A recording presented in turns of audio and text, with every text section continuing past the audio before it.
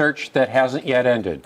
5-year-old HaLeigh Cummings disappeared from her home in Satsuma on February 10, 2009, bringing national attention to Northeast Florida. And now, after a decade, she remains missing. TV20's David Jones has the story of a great-grandmother who refuses to give up hope.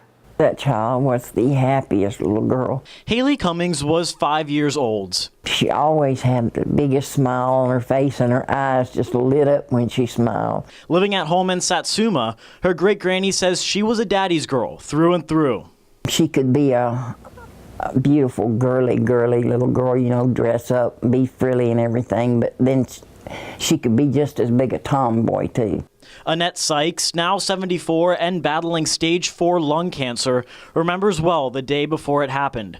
She did laundry for HaLeigh and her brother and stopped by their home that night on the way into town.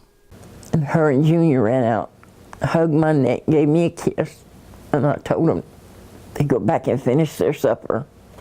HaLeigh would disappear from the home overnight under the care of her father's 17-year-old girlfriend, Misty Croslin.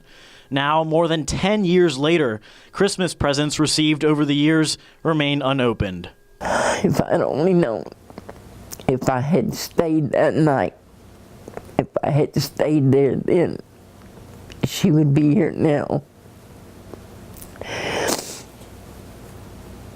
I just had no idea that would be the last time that I saw her.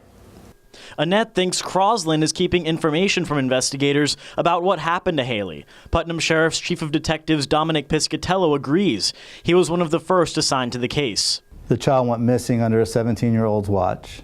That 17-year-old hasn't told us everything. So there's maybe a piece of a puzzle that hasn't been given to us for whatever reason. How frustrating is that for you, believing that she has information that she's not coming forward with? Makes you want to pull your hair out. Or pull hers out. And after a decade, there isn't the national spotlight on the case there once was. We don't get as much information. We're not getting the hundreds of tips every couple days in like we did initially. We need the people to still try to reach out and call in and tell us whatever they see. Any information could be enough to find HaLeigh, to find out who's responsible for her disappearance. You've got to think about the person that you took that child from, as well as the child. That child needs her family. Her family needs her. And she has plenty of gifts to come home to. David Jones, TV20 News.